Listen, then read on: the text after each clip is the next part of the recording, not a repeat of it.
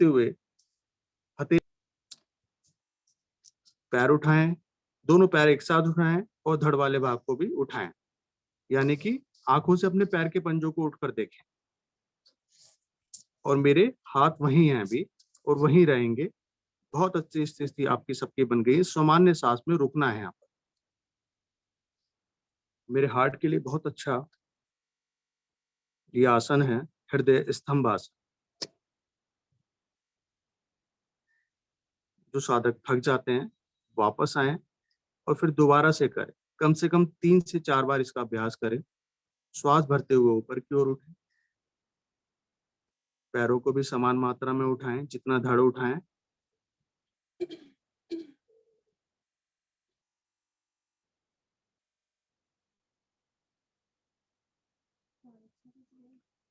एक बहन ने पैर सीधे ऊपर उठा रखे हैं, ऊपर नहीं उठाने, आसन से 1 फुट ऊपर उठाने हैं और दोनों हाथ शरीर के साथ लगे ही रहेंगे। दोनों हाथ शरीर से जंघाओं से लगे ही रहेंगे। 1 फुट अगर मेरे पैर उठ रहे हैं तो धड़ वाला भाग भी 1 फुट उठेगा। बहुत सुंदर, नाभि में भी प्रभाव पड़ रहा है, मेरे हृदय पे भी।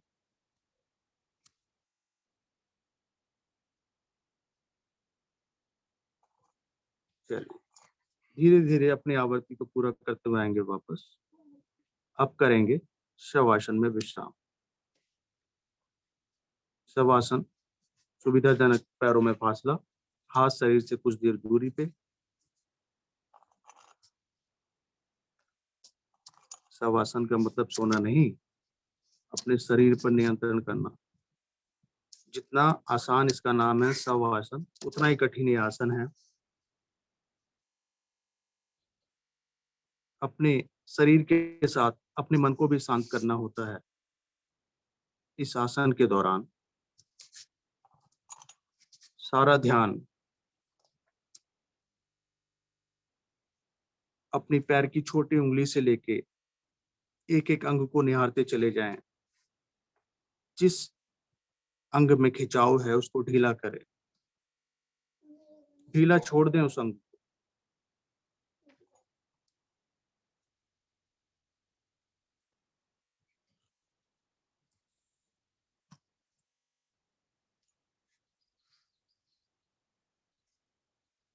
धीरे धीरे मन शांत करते हुए अंग को निहारते हुए ऊपर की ओर आए।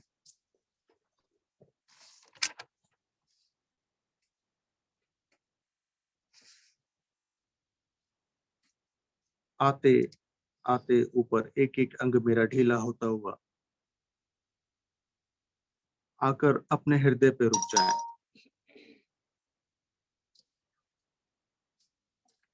अपने हृदय को ध्यान से देखें। मेरे शरीर का एक ऐसा अंग जो बिजी अंग है, महत्वपूर्ण अंग तो है ही लेकिन बिजी अंग है, बहुत ज्यादा बिजी। इतना बिजी कोई नहीं होगा जितना मेरा हृदय बिजी है। कंटिन्यू काम करता रहता है, बिना आदेश के काम करता रहता है। एक सेकंड के लिए भी कुछ हो पूरा शरीर हिल जाता है। ये गुलाबी रंग का शंक्वाकार थैली के अंदर स्थित मेरे फेफड़ों के बीच में, ये शरीर के वक्ष भाग में फेफड़ों के बीच में स्थित है।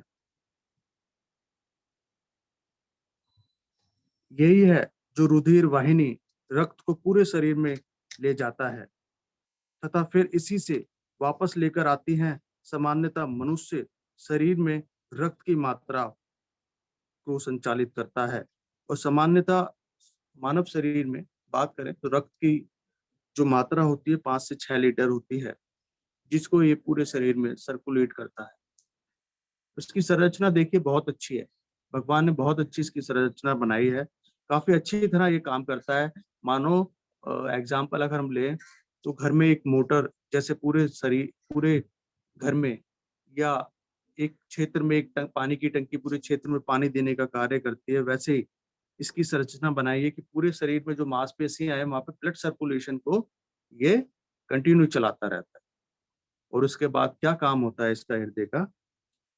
संरचना में ब्लड सर्कुलेशन तो चलाता ही है, लेकिन उसके साथ साथ और भी इसके सारे काम होते हैं। हमारा हृदय एक पंपिंग मशीन की तरह कार्य करता है शरीर में, जो अनवरत अशुद्ध रक्त को फेफड़ों में शुद्ध करने तथा फिर शुद्ध रक्त को पूरे शरीर में भेजता है। यानी कि फेफड़े में जो शुद्ध रक्त हम लेते हैं वो वापस हृदय में आता है, फिर वो हृदय दोबारा पूरे शरीर में छोड़ता है। लास्ट हमने फेफड़ों पे बात करी थी, हमने बताया था कि फेफड़ों में जो ब्लड आता है, जो वहां से शुद्ध ऑक्सीजन उसमें मिलती है, फिर वो पूरे शरीर में जाता है। तो जो पूरे शरीर में रक्त जाता है, हृदय उसको पूरे शरीर में फैलाता है। जैसे कि आपको बताया गया था, हमारे हृदय के निम्न 4 कोष्ठक हैं। 4 भागों में हमारा हृदय बटा हुआ है, जिसमें से एक दाया अलिंद, जिसे हम बोलते हैं दाया अलिंद, वो हमारे हृदय के दाएं साइड का ऊपरी वाला कक्ष है, ऊपरी वाला भाग है। उसके बाद दाया निलय, जिसे हम कहा था, वो दाईं ओर का नीचे वाला भाग है। यानी कि 4 भागों में बटा हुआ है। दाईं ओर का अलिंद, दाईं ओर का ऊपरी कक्ष और दाया निलय, दाईं ओर का निचला कक्ष। उसके बाद बाईं ओर की बात करें, सेम वही स्थिति है। बाया अलिंद, बाईं ओर का ऊपरी कक्ष और बाया निलय, बाईं ओर का निचला कक्ष। ये 4 भागों में मेरा हृदय डिवाइड है, और ये 4 भागों में अलग अलग इनके चैम्बर हैं और अलग अलग इनका कार्य है।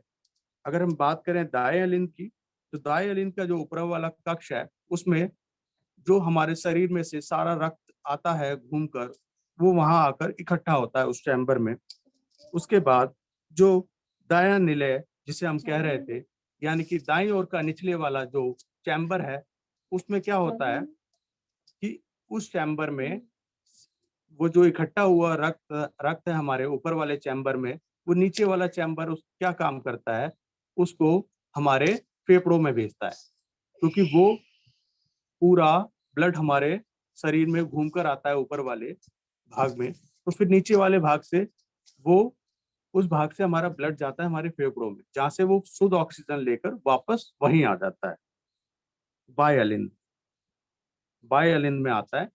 बायलिन के बाद फिर बाय निलय की बात होती है। बाय निलय जो बड़ा भाग है, 4 चैम्बरों में से एक बड़ा चैम्बर बाया निलय है, जो बाईं और नीचे वाला कक्ष जिसे हम कहते हैं, जिसके अंदर फिर वो ऑक्सीजन वाला ब्लड इकट्ठा होकर पूरे शरीर में वहां से जाता है। तो इस प्रकार से हमारा ब्लड सर्कुलेशन कुछ काम करता है हमारे हृदय के साथ। और साथ में ही 4 मुख्य इसके वाल्व भी है हमारे शरीर में। वाल्व जिसे हम कह सकते हैं, जो ब्लड को शरीर में अच्छी तरह पहुंचाते हैं। 4 वाल्व हैं, जिसमें जिग प्रदी वाल्व कहते हैं, एक एक होता है माइटल वाल्व, एक होता है पल्मोनरी वाल्व, एक होता है ए अटिकल वाल्व। ये 4 वाल्व होते हैं जो मुख्य हमारे हार्ट के साथ काम करते हैं। तो बात करते हैं, पहला जो वाल्व है वो फेफड़ों तक हमारे हृदय को पहुंचाता है। जब हृदय तक ब्लड जाता है, तो वाल्व का क्या काम रहता है कि एक बार जब वहां से हृदय से निकल जाता है वो, तो वापस वो ब्लड को आने नहीं देता है। यानी कि हमारा जो विदाउट ऑक्सीजन का ब्लड है, वो एक बार अगर फर्स्ट वाले चैम्बर से निकल गया, तो वाल्व का कार्य रहता है उसको बाहर निकाल देना, वापस ना आने देना। तो फिर वो वहां से फेफड़ों से फिल्टर होकर आता है। तो जब वो आता है तो फिर वाल्व हमारा काम करता है। जो वाल्व काम करता है वो माइटल वाल्व होता है। माइटल वाल्व के द्वारा फिर वो शुद्ध ऑक्सीजन वाला हमारे ब्लड आ जाता है। तो इस प्रकार से ही हमारा हृदय वर्क करता है वाल्व के द्वारा। तो इस प्रकार से हमारा वाल्व है जो हमारे हार्ट में पूरे शरीर में ब्लड सर्कुलेशन को फैलाता है। तो ये हमारी संक्षिप्त चर्चा थी हमारे हार्ट के बारे में।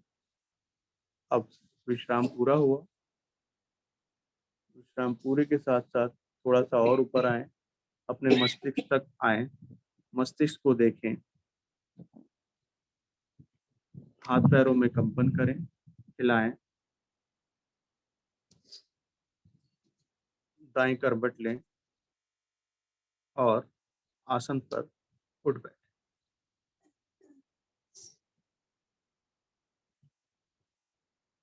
सिंहासन और हंसी के लिए